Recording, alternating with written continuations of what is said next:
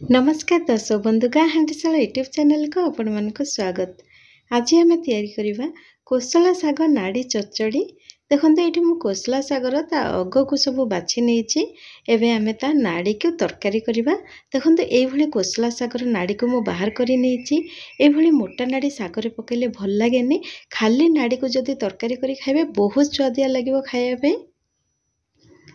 देखो ये कोसला साग नाड़ी चचड़ी करने ये मो कोसला साग नाड़ी को काटी नहीं ये लंबा साइज रखी काटिबे। आउ एठी गोटे आलू गोटे जन्नी आ छोट खंडे कखार को भी काटी नहीं।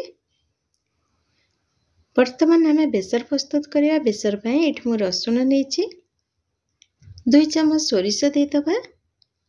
एबे आम गोटे चम्मच जीरा देदबा। सुखिला लंका 3टा देदबा। से अल्प पानी देके एबे आम प्लेन करके बाटी नबा। वर्तमान तो आम बेसर रेडी हो गला। चलतु एबे आम तरकारी करवा। एबे आम कड़े गरम करी सेथरे तेल देदबा। तेल गरम होला परे पंच फुटण गोटे चम्मच देदबा। फुटण फुटी सारा परे सुखिला लंका देदबा। छोट कटा दिया प्याज को देदबा। एबे आम प्याज को हल्का भाजी नबा। देखो ये आम पियाज तो हल्का भाजी आसलानी। एबे आम कोसला साग नाड़ी आलू कखारू जन्नी के देदबा। एबे आम परिवा को तेल रे 2 मिनिट पर्यंत भाजी नबा। परिवा को तेल रे किछि समय भाजिला परे एबे आम 7 ରୁ 8 मिनिट पर्यंत घोड़नी देदबा।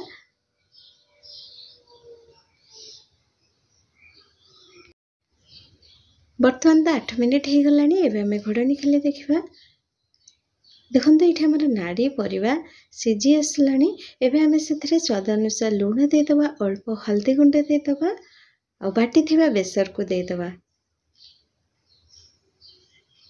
बेसर मसला दे सारा परे एबे आम परिवा खड़ा सहित भल से कषि नबा। 2 ରୁ 3 मिनिट पर्यंत एमती आम भल से कषि नबा जहाँद्वारा बेसर कंचा बास्ना बाहरी जीव। खाइबा भी बहुत भल लगे। एबे आम से अल्प पानी देदबा। बेसर पानी दे सारा परे एबे आम आउ 4 ରୁ 5 मिनिट पर्यंत घोड़नी देकी फुटई नबा। वर्तमान तो 5 मिनिट हो जाए। एबे आम घोड़नी खोल देखा। देखो ये आमर कोसला साग नाड़ी तरकारी हो आसलानी। वर्तमान आम से देदबा दही। ये नाड़ी चचड़ी के अधिक स्वादिष्ट करि थाए दही। ए टाइम रे आम दही देदबा। दही दे सारा पर भल से मिसई नबा। मिसई सारा पर आउ 2-3 मिनिट पर्यंत फुटई नबा। 3 मिनिट पर एबे आम गैस बंद कर नबा। वर्तमान आमर प्रस्तुत हो गला कोसला साग नाड़ी चचड़ी। देखिए जमती सुंदर लगुच खायापी बहुत स्वादिया लगे।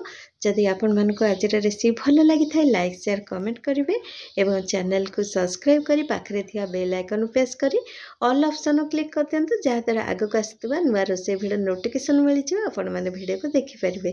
धन्यवाद।